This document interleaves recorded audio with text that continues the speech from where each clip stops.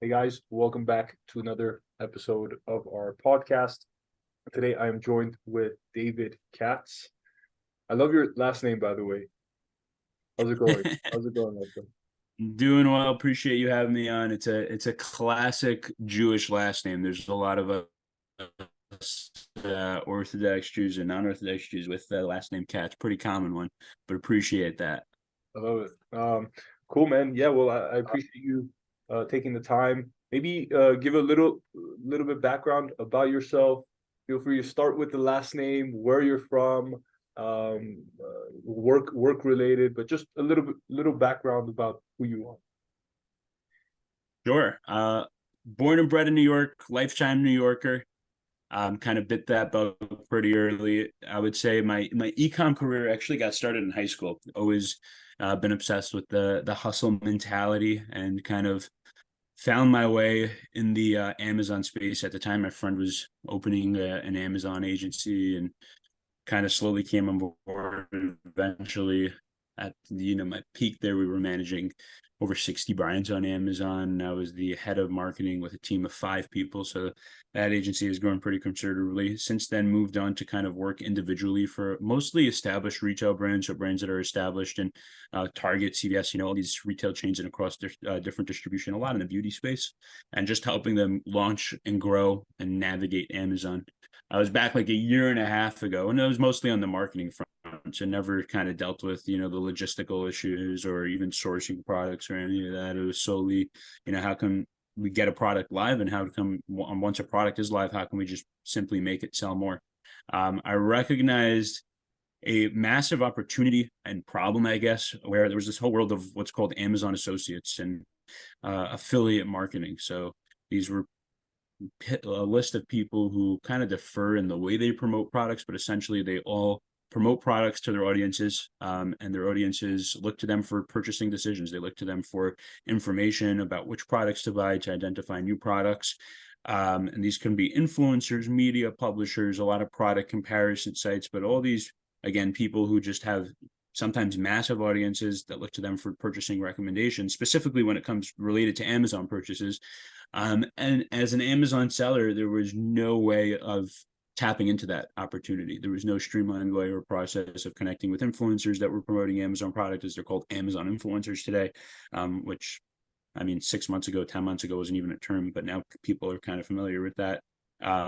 Deal sites, different Facebook groups, media publishers is obviously the most exciting one and the big one that everybody speaks about now. But these people were just driving traffic to my Amazon listings, to other people's Amazon listings, and we never had a way of communicating with them. And that's where I kind of launched Archer, which is the company I'm working with today.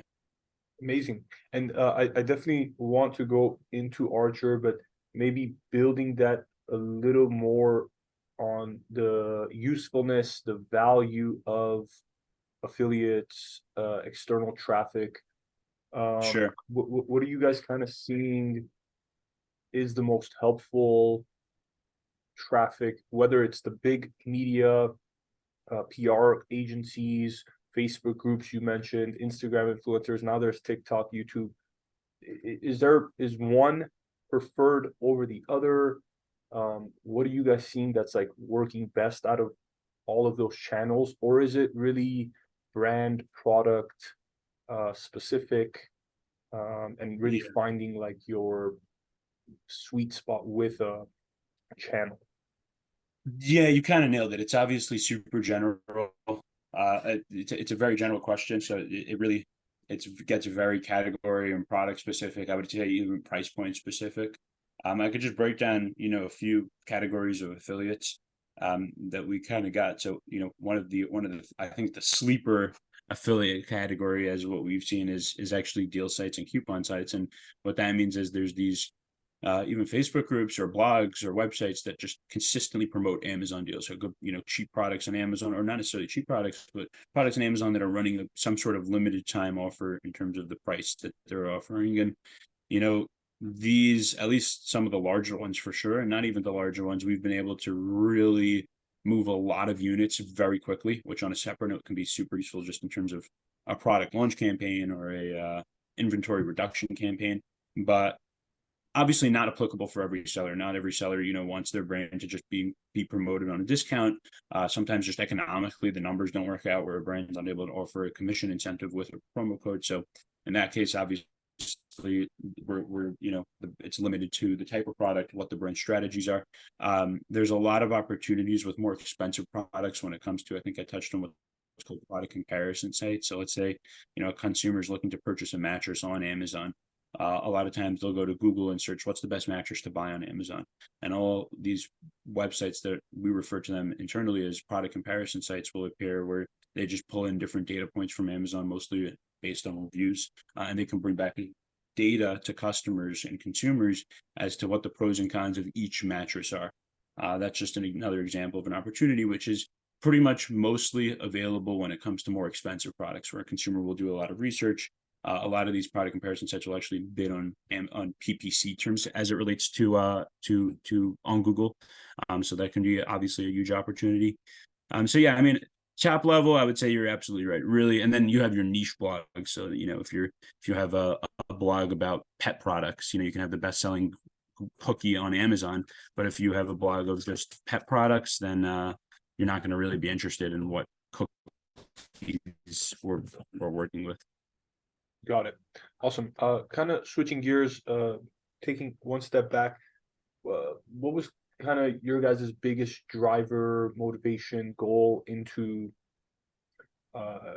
getting into external traffic in this sense with affiliates? What was kind of the purpose, mission behind that?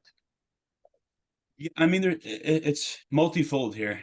Number one is traditional, I would say traditional marketing tactics are getting super expensive, specifically talking about PPC. So it's just getting really freaking expensive to run and operate, and really hard just because of the competitive nature that's taking place in Amazon to run effective PPC campaigns in terms of profitability. Number two is the opportunity was there. A lot of these people are already driving traffic to Amazon listings. From a seller's perspective, it was always frustrating with, I don't want them to drive to my competitor, I want them to drive to me, and I'm willing to fund that. And it was myself and the brands I was working with, I felt that frustration, and the other sellers we spoke to when launching the product, we felt that frustration. So really just capitalizing on the opportunity at hand, and connecting those sellers with proper affiliates. Got it. No, that makes sense. Let's go into Archer a little. How you guys started, what Sure. the current state of the business is.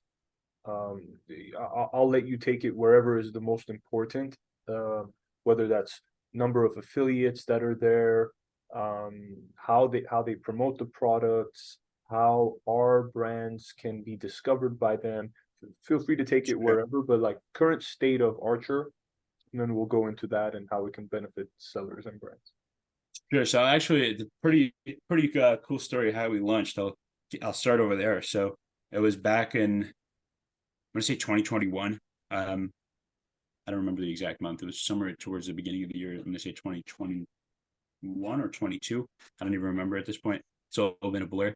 But essentially, I was working with a specific beauty brand in the hair products category, and what happened was we woke up one day in our sales, and it was a pretty sizable brand. So, we were doing a few $1 million annually, I would say. And we woke up one morning and it was 9 a.m. Eastern time. So, the Amazon Seller Central portal is on that Western time, and it was still 9 a.m. Eastern time.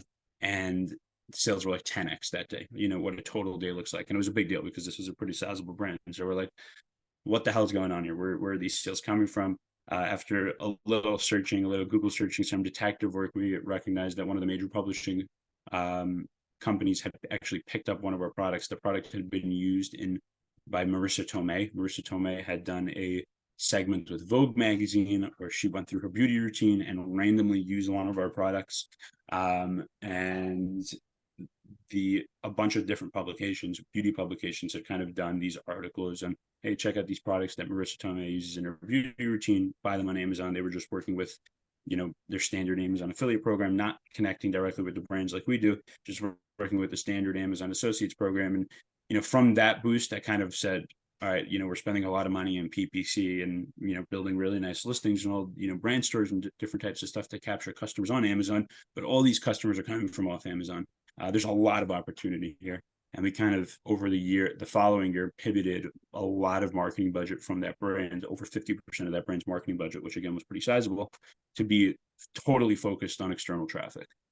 From all these things that we kind of discussed, deal sites, Facebook groups, media publishers, all that. We killed it. And I recognize that this kind of opportunity is going to be really large, really massive. From there, we kind of launched what the portal does now, which we can get to in a second. Give me 1 sec. Let me turn off that. Are you hearing background noise? No. Oh, sweet. It's going to cut it. The phone is ringing. Sorry about that. So from there, we kind of, launched the whole portal manually. So we would just get offers from a few sellers we were working with, a few hundred products from sellers where they would just offer commissions. We would send those Excel sheets back to some affiliates we were working with, see if there was any interest in promoting it. We would share the data, and it was going pretty well. And that's when we said, all right, there's something here. There's an opportunity here. In January this year, 2023, we launched our portal, came out of beta. Since then, we're working with just under 1,000 Amazon sellers, which has been pretty exciting. I would say since May or June, everything kind of really took off, and there's been a lot of, or I would say, increasing awareness of the opportunity at hand, and people reaching out to kind of get integrated and started with Archer.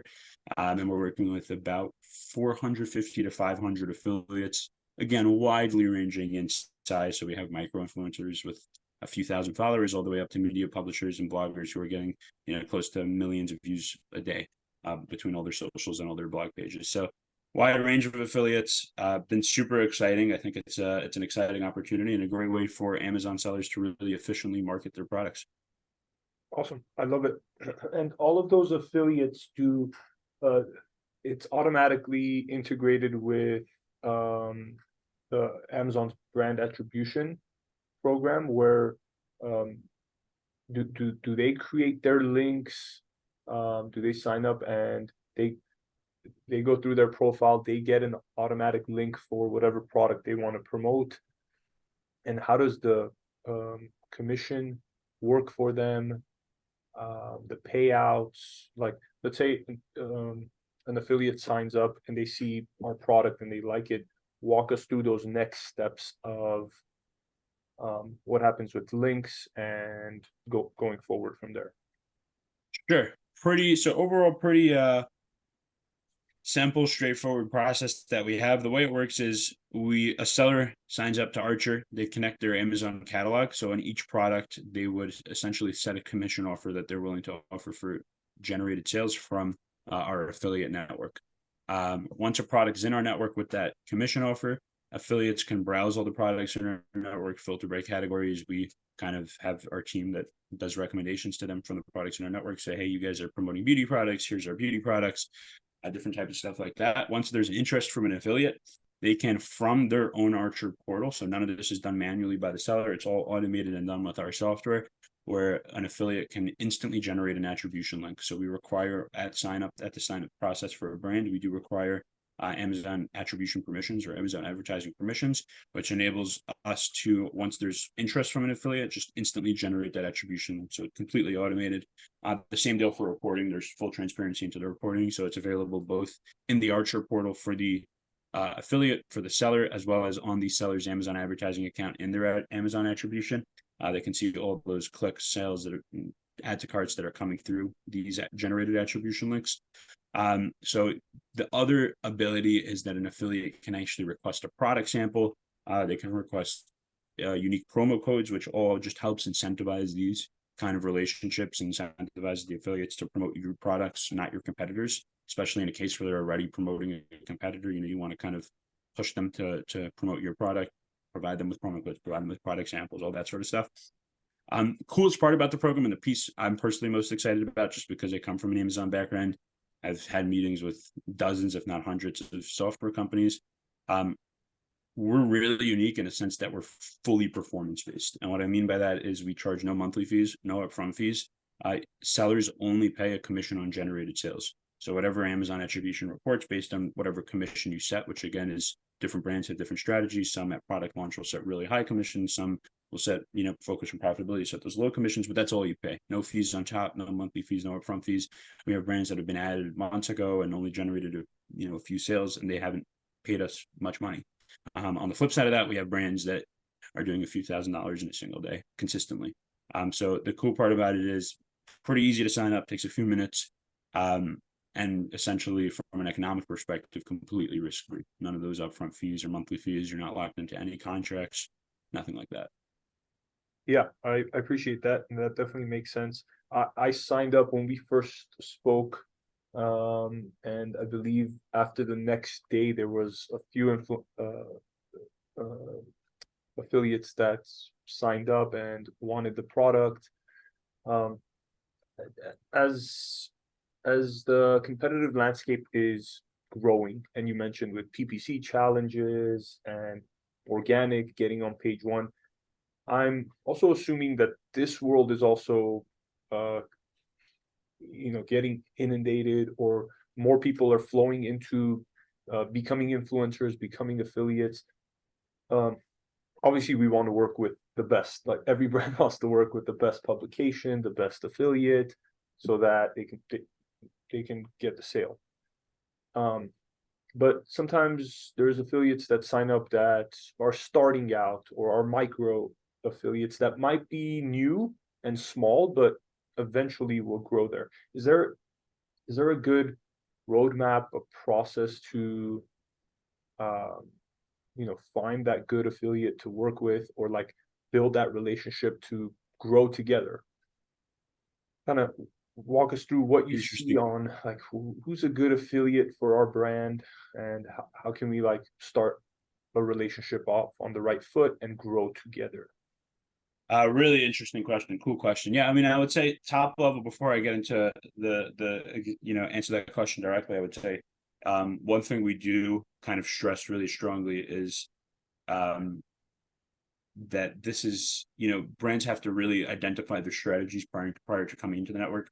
We have brands who just don't send samples at all. A lot of times when you're promoting a $200, $300, $400 product, you just can't send samples unless maybe like a massive media publisher or an editor requests a product sample. But for the most part, it's not feasible. Even a really good influencer has 50,000 followers. It's not always feasible to send them a $400 or $500 product.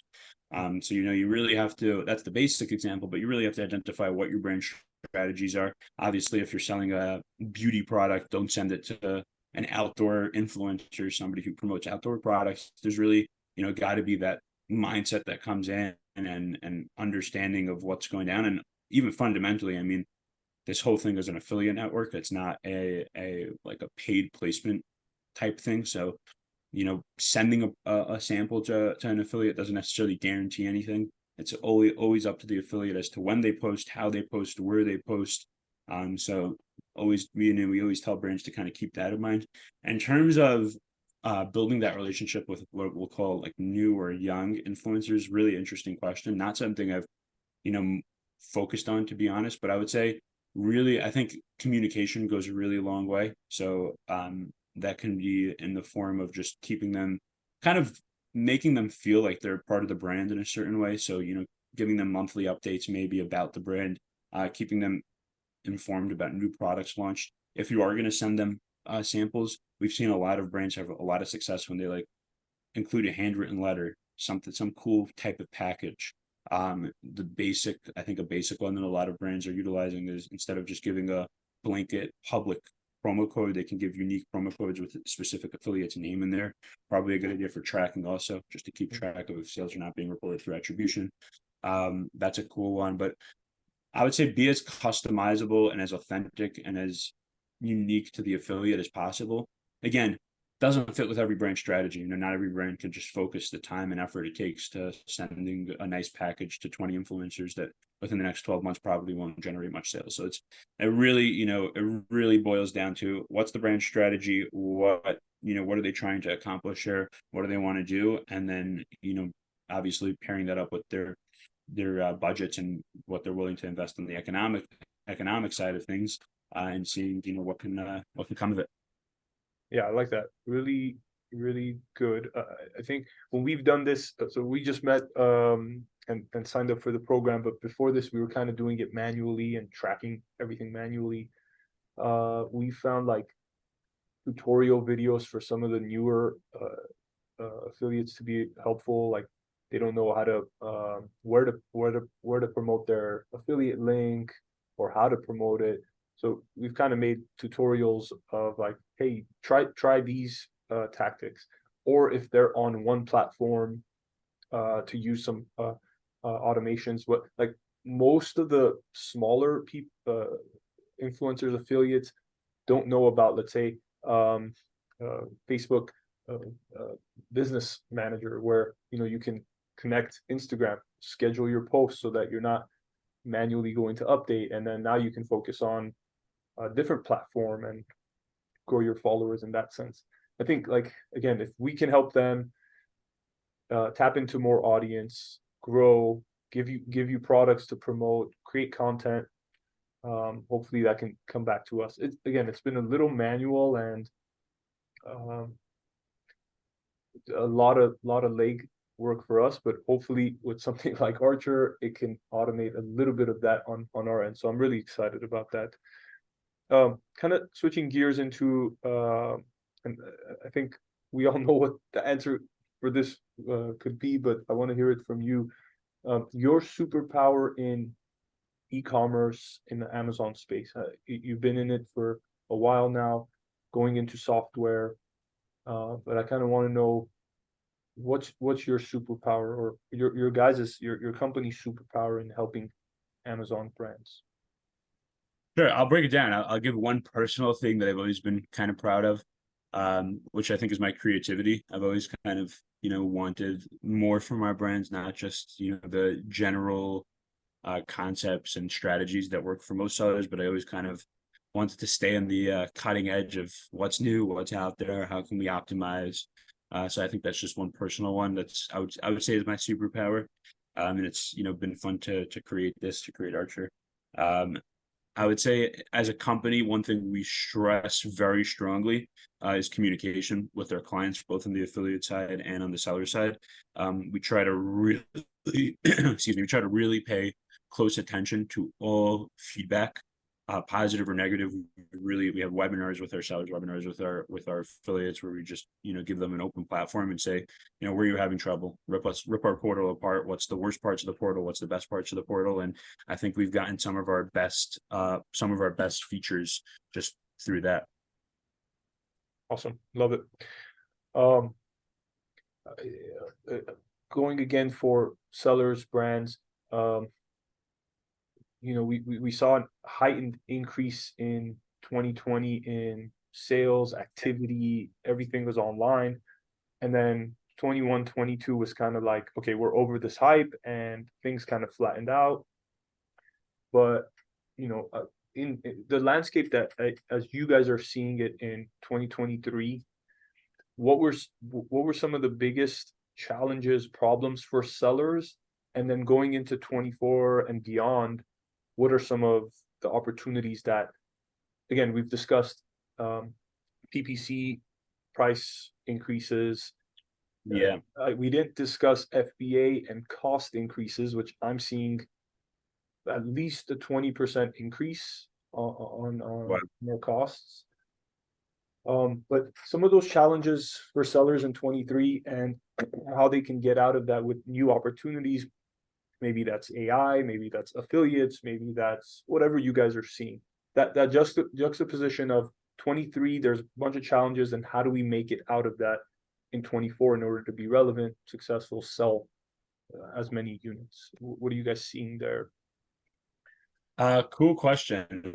I would say, I'm pretty optimistic on ecom. I think, we obviously hit a pretty intense growth spurt in 2020 with the pandemic, but I think, and that obviously had to correct itself, but I do think there's a rebound upcoming, just because it's super practical. I think as much hate that Amazon gets, and as much as these new marketplaces that seem to be popping up, I think for the short term, Amazon's still going to be where it's at. The value proposition that Amazon gives to consumers is insane. 2-day shipping anywhere in the country here in the US. just an ease of use and a trust that doesn't seem to be going anywhere in the near future. So I think the opportunity is pretty exciting for sellers. One thing, I think, I mean, I could get into specifics and whatnot, but I do find it exciting how Amazon, I would say, even within the past 6 months, has just opened up a whole bunch of new, really cool marketing opportunities, which from what I've seen have not yet driven much to sellers, like those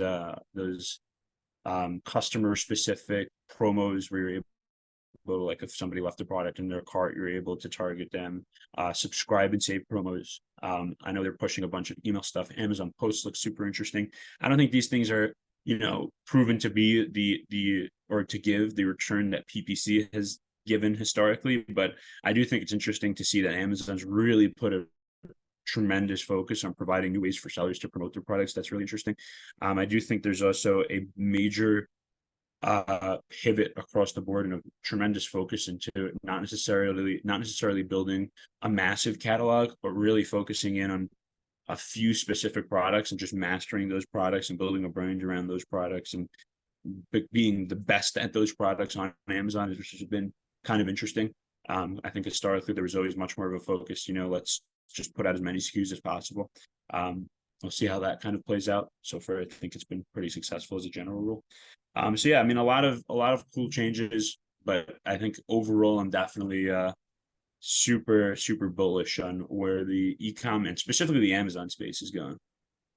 Yeah, I like that, and you're definitely right. The Amazon's evolving with the D2C side of things, where Shopify sellers, they have more control over customer journey, experiences, delivering a good brand experience for the customer. Amazon historically hadn't had that, but you're right. Like within this past year, brand analytics, you get to see what your customer's searching against, your product over against competitors, the overall.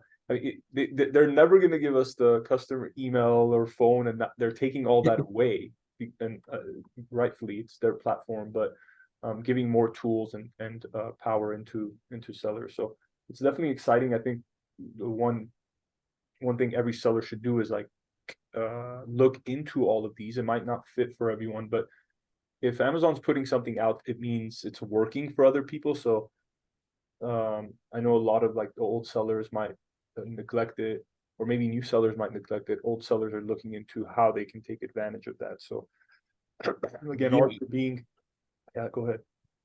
I would just add that, a lot of times I see successful sellers, how they kind of don't necessarily put their eggs all in one basket, and they really diversify these opportunities. And, each opportunity in it of its own might not be super successful, but when you have 10 different strategies, you're running those different types of promotions, you're running those the email capabilities, which is obviously super limited today, that Amazon has, consistently running the Amazon posts, optimizing your brand store for seasonality. All these small things kind of add up, and each one thing again might not be a huge driver, but being able to really put in the time and at least minimal effort into a bunch of different things can and maybe something will stick and you'll go deep in that, but just having that diversified marketing approach, I think I've seen it to work pretty well.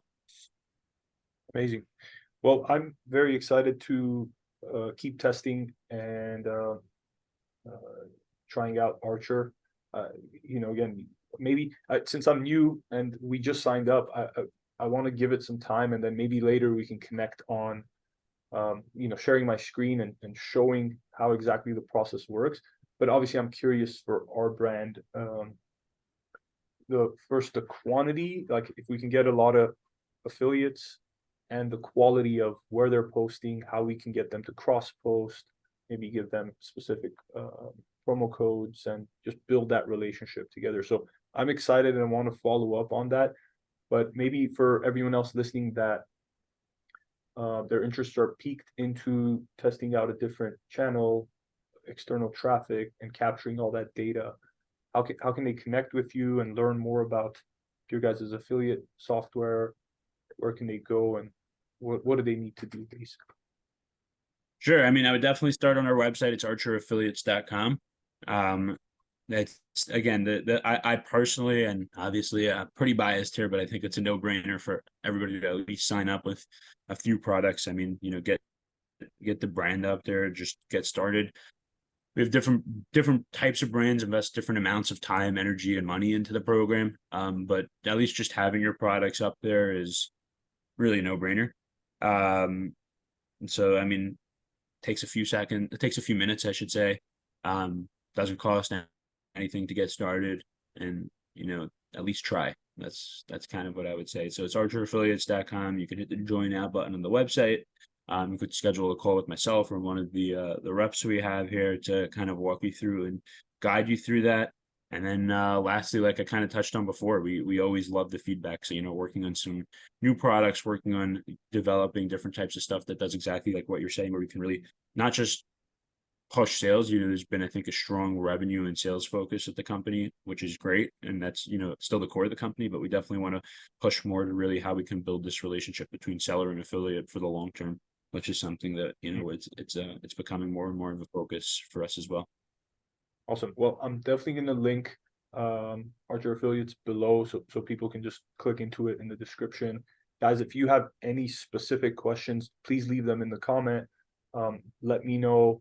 And I'll also leave your email if you don't mind, just so people can contact if they have specific questions. And hopefully, I know we spoke before, once we sign up with our brand and get all the kinks worked out and kind of test it, we'd love to do like some kind of demo, and either you can share your screen and talk about the sign up process, or from the affiliate side what they have to do. That's one thing I still want to learn from the affiliates, how it looks and how we can help them promote it more. So I'm looking forward to doing that. If there isn't anything else, I definitely appreciate you, and hopefully we can connect more brands with you and even get more affiliates signed up. So really excited, and yeah, thank you. We'll definitely stay in touch. I love it. Appreciate the time. All right, David. See you.